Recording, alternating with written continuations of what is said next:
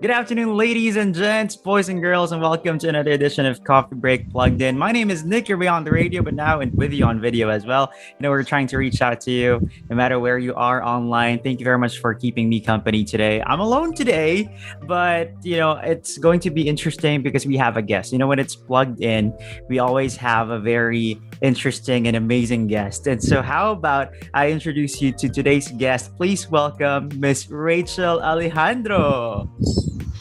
Hi, hello there, DJ Nick. Thank you for having me on your Unplugged In. So happy to be joining you. I'm very happy to talk to you and to have some coffee break with you. But I'm pretty sure it's a bit different. Your time zones are different because you're in New York now. So I'm not sure if it's a good coffee break time for you now. Anytime is good. Yeah, coffee is good anytime. It's here right now, so it's a good time to have coffee anytime, and of course, always a great time to be chatting with someone from over there, my fellow Makati resident. I'm in Manila, I live in Makati, just like DJ Nick. Yes, how I miss seeing you perform live. I think I actually did watch you perform live a few years back, and the pandemic happened, and I'm sure a lot of things changed. So that's what we'll be talking about for today. If you have some comments, just make sure to post them on our comment section. Of course, if you have some questions for Miss Rachel, feel free to send them in. We'll try to communicate with you very, very soon. Okay, but for my first question, it's still the pandemic, and maybe it's a lot different in your area. We were chatting off the air, offline, and you told me that it's a lot better now in New York. Yes, that's right. Yes. So we've actually made it. I always say this to my husband, that we made it to the other side. And it feels great because I guess you have to experience, I think, the worst of it for you to truly appreciate the progress, and where we are right now here in New York, because it was the epicenter of the virus a little over a year ago in 2020, really, and it was dark. I'm telling you, it was really scary to be here, because at that time we were not familiar really with how the virus worked, what we should be doing, and during those days, even testing was not yet available much here, no? Yeah. So if you've had any symptoms, you were told to stay home and basically ride it out, and just because at that time there was a shortage, even the testing. But can you imagine, like a year later, a majority of New York adults are already vaccinated. They just started vaccinating kids, teenagers as well. So we've come a long way, and the results are proving to be very, very promising. Everyone seems to be in the businesses are getting back on its feet here. So that's my prayer nga for the same thing to happen to the Philippines. And I'm seeing naman, I've been seeing my friends and some of my family members also are starting to get their vaccine doses as well. That's right. That's right. And of course, improved confidence, when you see everybody on social media posting that they got vaccinated, a lot of people get encouraged as well. Because and I understand, some people are still, trying to think about it. But, as you said, we're hoping that everyone will be vaccinated. So it'll be better, so that we can go back to how it used to be, hopefully very, very soon. But you've been vaccinated, right? You're already done with your first dose. Yes, I just had the one dose because I got the Johnson & Johnson here in New York. Yeah. So I got it on the second day. It became, we became eligible in our more baguettes age group. Because for the longest time, it was the seniors. Yeah. And they started adding the ones in their 50s and then 30s and above. And so, I was part of that 30s and above group. And you should be proud of that. I can't even see it.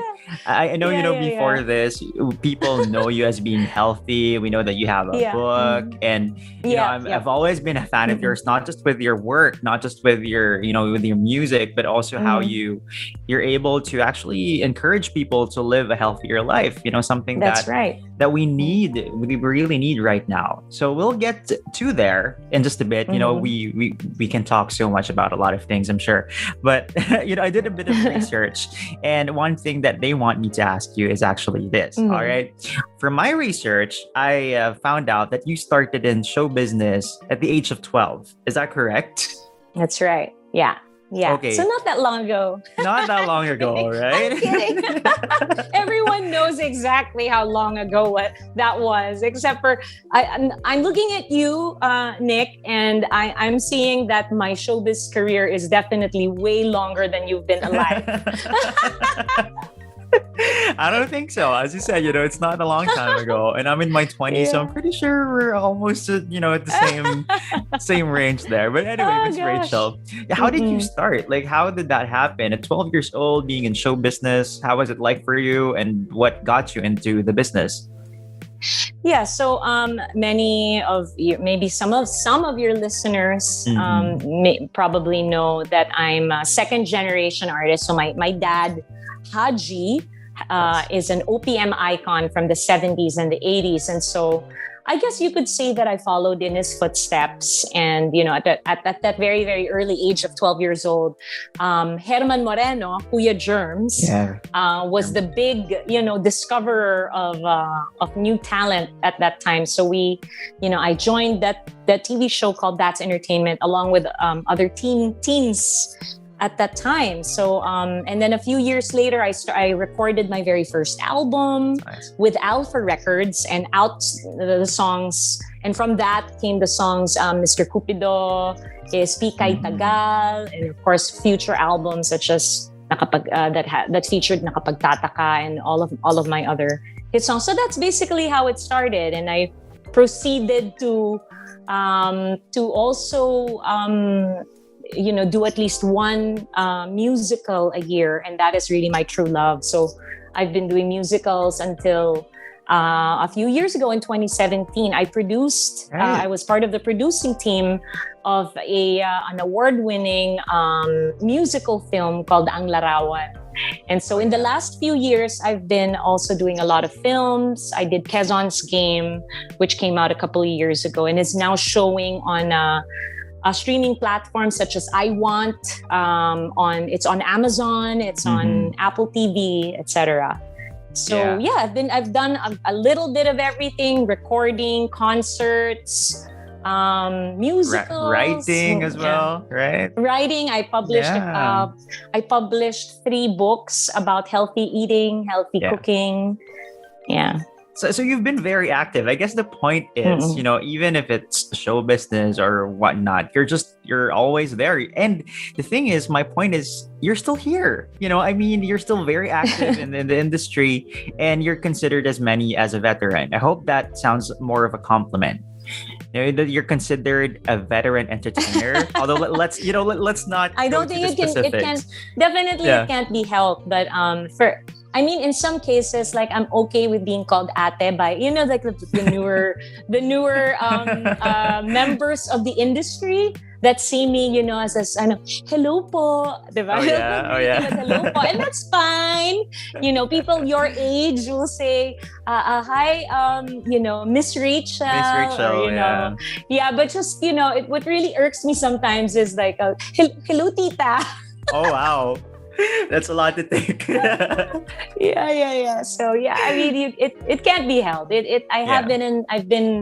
I'm from the Jurassic era of I wouldn't say that. The music industry. And I wouldn't say that, but even if you were, even if you say that you were, again, you're still very active. You still have a lot of projects, and like in the radio industry, you will also cross over in TV and hosting. And I remember like talking to one director, and he told me that I have to take good care of myself, my body, my image, because it's just it will fade. At some point when you hit your 30s, it will be a bit more difficult for you to get projects, etc., but it doesn't seem to to apply to you. And so I'm sure a lot of our listeners who may be, also dreaming of becoming an artist like you, a singer, and just doing a lot of things like you.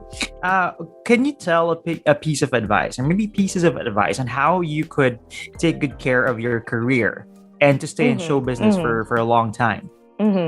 So, and this is something that I guess I had to also kind of learn the hard way, is that when I started out, I was a very serious kid. I started at 12 years old, and I wanted, I had stars in my eyes, and I was dreaming of doing movies and doing, all of these things as any young kid, wanting to be in show business, I guess wanted to do. But I was so serious that I guess I came off as a little bit not approachable, because I was always thinking about the work. I was on and through the years, even if I've been known as like someone who's reliable, if you want someone to sing for whatever it is, concerts, events, things like that. Oh, Rachel Alejandro, she's always a go-to, reliable performer. But there's just so much more to it than that. And that's what I had to learn the hard way, which is that, at the end of the day, it's an industry of people, and you have to also look at the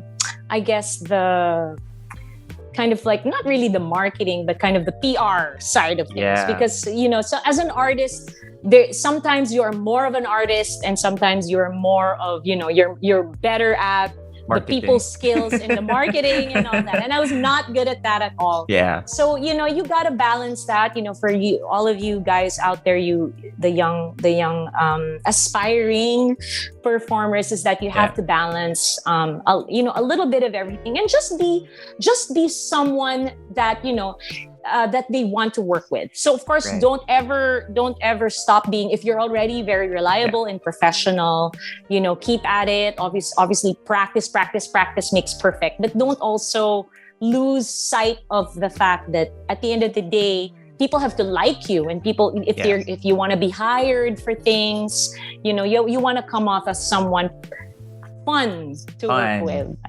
Fun. So that's important. Yeah. So while you have your goals, and I believe that's what I got from what you said, while you have your goals, you were able to set your goals, like, don't forget to enjoy the experience, because in the way, you get to have fun with people around you, right? And don't be so hard on yourself, because it's people make mistakes. I've obviously fallen on, my face, figuratively, several times. There will be unexpected things, and because I was always such a perfectionist, I am such a perfectionist that it would throw me off if something happened during a concert that wasn't planned. But nowadays, when you're older, and this is what I'm going to tell you, younguns, is that when you're older, you don't care anymore. You're just going to be like, oh my goodness, I missed that part of the show. Okay, then it's okay. Yeah, it's like I sang the wrong song at the wrong part. It's fine, Just I've learned, I've had enough wrong things happen during a live show that, you just have to have fun, because at the end of the day, the people that are watching you just want to know a little bit more about you. They just want to hear your songs. They don't expect for things to be perfect. Obviously, things will go wrong, and it's up to you to, be able to handle that when it happens. To pull yourself back up. And like you were telling me about your setbacks. I guess that's what I really wanted to ask you. Like when you were starting and up to now, like, there's the pandemic. Would you consider like this as a setback? And how is it different from the setbacks that you've experienced like way before it started? So prior to the start of the pandemic, I was actually in a very, I would say maybe I would even call it an upswing in my career, because at that time, the movie, that last film that I released, Quezon's Game, was about to be shown in so many cities around the world. We just premiered in London in a live concert film showing with a full orchestra playing the soundtrack of the music. It was a glorious event. And right after that, when all of the theaters were already booked for the screening of our film all over the world. Suddenly, everything had to be canceled. Yeah. So, you have to really be prepared for crazy things to happen like that. And so it was definitely an unprecedented time. This thing that happened to us was had obviously no one. This has never happened before to anyone still alive today. Yeah. And we're all in some ways we're all in the same boat. We're all in kind of like a waiting kind of thing. But that's the thing, is that those that were able to pivot and those who were able to adjust, I guess, like yourself, you're able to do this from home. Yeah. They've fared with this a little bit better. And I'm very proud of for instance, my cousin Nino Alejandro, who would play live in a lot of bars around Metro Manila.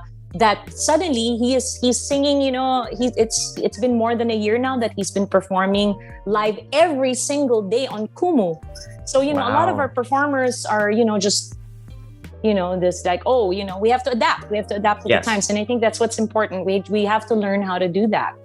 That's fantastic. Like adapting to adversities, and that's something that I wanted to ask you as well. Like, now you told me that your cousin is performing in Kumu. Have you been doing the same? Are you also performing online? Have you been performing online? I did a few Facebook Live performances, but mostly fundraising stuff for our kababayans, things like that. I actually haven't done a proper concert and anything of that sort online, but since I released this brand new single that I'll be sharing with everybody, that's what I've been doing. I recorded this new song. I shot a music video. And because there's, I guess it'll be a little bit while longer before live shows can start happening again around the world. I'm on my way back to the Philippines to do a TV project, which we're supposed to. They haven't announced the full cast yet, so they told us to hold off on it. Yeah. But that's what I'm doing right now. So I'll be more getting into acting for now than because the tours maybe won't be the getting back on the road on our concert tours probably won't start happening maybe until late 2021, if not 2022. So but I can't wait though. I'm sure your fans could not wait as well. And having said that, we will be asking you to perform in just a while. But before that, you already mentioned, of course, about this new single that you have. And it pretty much talks about setbacks, right? The rising above the situation. So can you tell us more about this? So takip silim means twilight, no? And it's a period between sunset and night. So you have a little bit of light left in the sky. And I think that represents where a lot of us are in terms of our, a lot of us are hanging on to that last bits of hope, if for many of us, for people that are able to work regardless, and obviously maybe there are people that are even enjoying this precious time that we're able to spend with our families at home, then you're a little bit better off. Let's face it, there are a lot of displaced professionals around the world that are really suffering right now, and I think the song represents that, but that we still have that little bit of light that we can see in the sky, and that for me that represents hope. But of course, the song is also about heartbreak and about looking for answers in the twilight and looking for hope as someone who has lost someone they love very much, and wanting for that person to trying to find out how they can bring it back and how they can get back on track with that relationship. Okay, that's right. So it talks about life, but then there's the aspect of love there. And I've been informed that this song is actually written by Rain Santana, who happens to be a 19-year-old songwriter. So I really can't imagine how tough this is for kids. 19, I consider 90-year-old people as kids. I really can't imagine how it is, because it must be, it must be very tiring. It's exhausting to have your online classes and to not be with your friends. You're just, I'm sure Rain experienced a lot of things which inspired her to write this song. Were you able to talk to her? Did you actually work together for this? No, Rain is male. I've never met him. I met him at the what do you call it? The virtual press conference. So he submitted the song because we put out a song search. My cousin and I, Nino Alejandro, produced the song and created the music for the song with Warner Music as our distributor.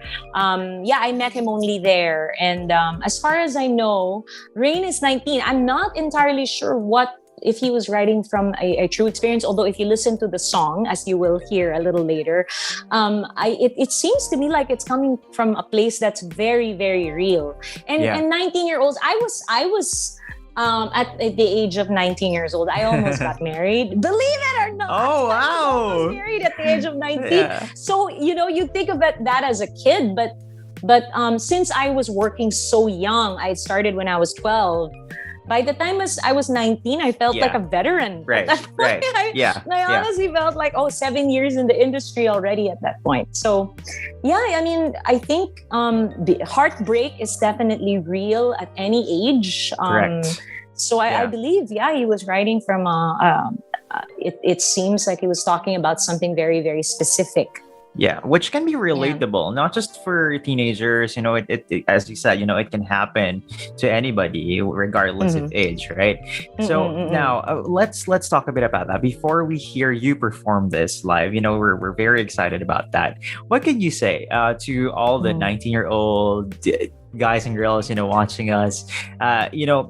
Maybe I thought of them as kids. I think of them as kids, but in your case, probably not, because at the time, you already felt very mature. So what can you say to teenagers, to people in their 20s, perhaps in their 30s as well, who are struggling right now? What do you think can they do to rise above the situation? It has not been easy for many of us, and obviously, especially for young people who, have had a whole year, almost year and a half, taken from them in being able, and this is the worst time actually to be breaking up with with someone right now. Because, support. Someone who was. Because let's face it, a lot of people sometimes are not really meeting up these days. A lot of us are not seeing our friends. Right. I think from what I recall, when I was there in the Philippines in December and January, it was a little bit different. But now, because of the surge of cases in the past 2 months, of course, now it seems like it's getting a little bit better. But I know a lot of people are staying home, and that can't that can't be good for a lot of our young people, our teenagers out there who, part of our growing up and part of our development really as people is being able to experience being with our friends in person, going to school and having, day-to-day interactions with them. It's so different to be interacting with people online all the time, so I think this is something that none of us will really fully appreciate the effect, I think. And of course, especially for the younger kids, the ones that really have not been able to get out of the house, that's even a bigger one, I think. And that only happened in the Philippines, as far as I can tell. I have not known of any other country in the world that had rules as strict as we've had in the Philippines. Here, for instance, in the US, that's not been the case. Granted, the cases here have been wild. It's like, but they're, how it is, man, in the US, they protect their freedoms. So, yeah, I definitely agree with you that it's been a tough time for everyone. Yes. And you know, at least what I'm seeing is that we're about to turn the corner. Yeah. And that's what's important. I wanted to ask you about a lot of things. There's politics in there, but I don't think it's appropriate to ask you those questions right now. So maybe just outline. I am so opinion. I have so many opinions about that, but maybe I'll just keep it to myself. I know. Well, you don't have to. You can just send me a message. But I'm sure we kind of get the vibe. Where you're coming from, and we understand. Sure. But see, I don't have any. I'm not one. I mean, I have no right to actually speak because I've not even been there for the most part of this thing. Right. I've been here, so I've not been there experiencing all of the stuff that you guys have experienced this past year. Yeah. So, wala po akong karapatan magsalita. No, I feel like you do. If you're a voter in the Philippines, you have the right. Anyway, my last question for you. Thank you very much. This has been very insightful. I'm sure this is geared towards more of the younger audience, but for the adults, they'd be picking up something from here as well. Again, trying to adapt. I really learned a lot from you today, like trying to adapt to the situation. That's very important. Many times I've been, receiving a lot of messages from kids, from young adults, that it's very difficult for them to actually just work.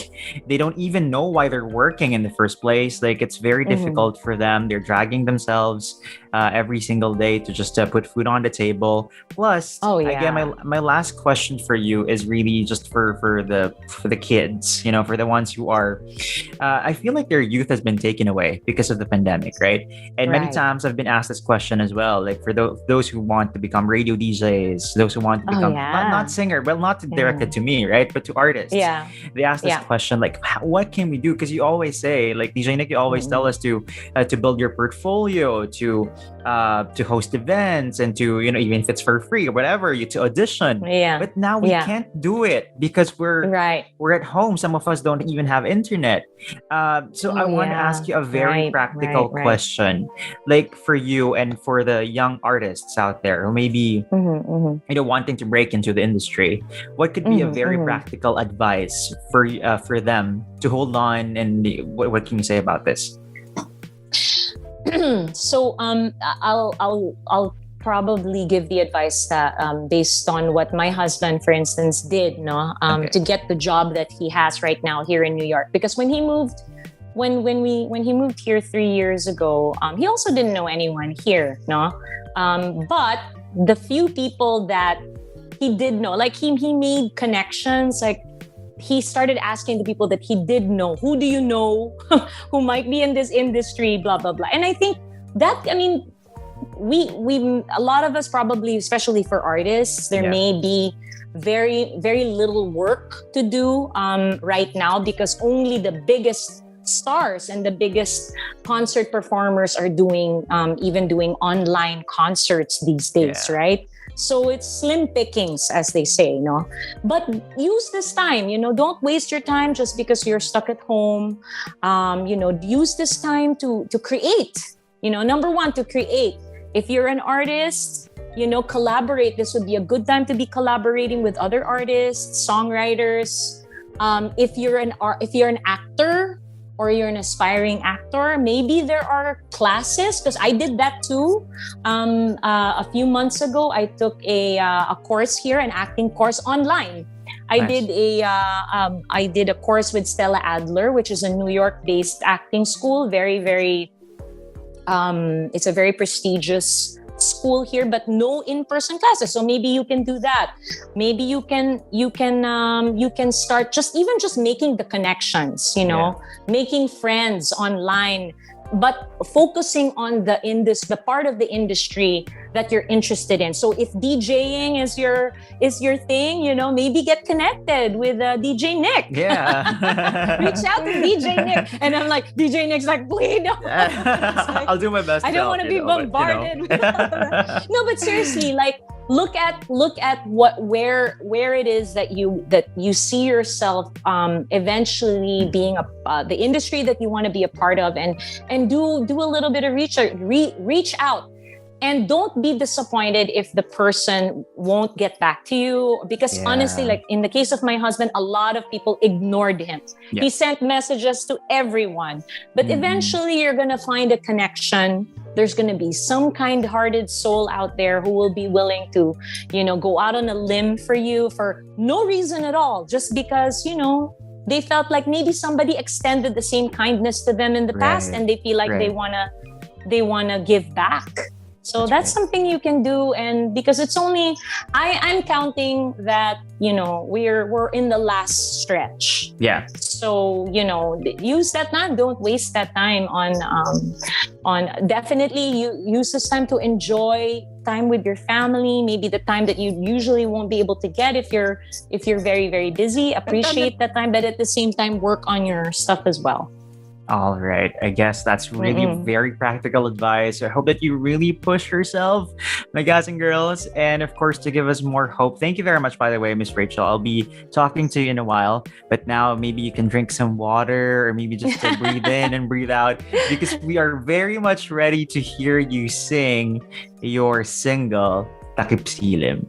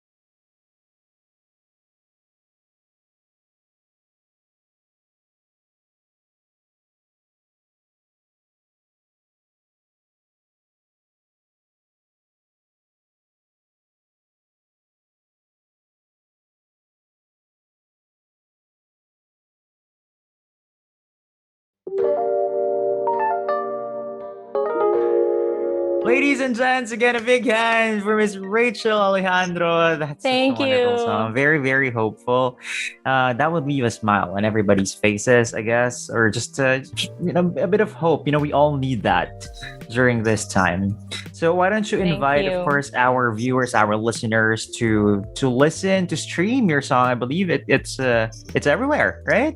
Yes, it's on all the music platforms. On Spotify, it just hit 20,000 streams, I think, last week. So I'm very encouraged. I'm very encouraged by that. And thank you already to everyone who has streamed the song. And for those who haven't seen the music video, you can go to YouTube and just type Rachel Alejandro Takip Silim and you will find a video. Or you can also subscribe to the Rebel Records Philippines YouTube channel. And to learn more about all of my future projects, just follow me on Facebook as Rachel Alejandro, my artist page, on Instagram as Rachel J. Alejandro, and on Laika as Rachel Alejandro. So all of the latest news about me and what I have in store for everybody moving forward will be there.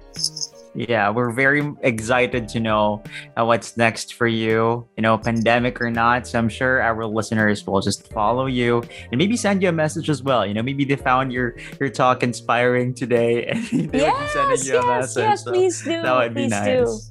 All right. Thank you very much for your time. I hope that you have a safe stay in New York. Maybe you'll be coming back here in PH very, very soon. So please take good care of yourself. Oh, that's great.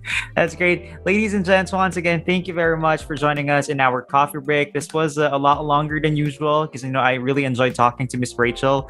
But that's about it for us today. I hope that you have an amazing day ahead. Once again, this is your Radio Bay. My name is Nick. I'll catch you guys on the flip side. Bye-bye.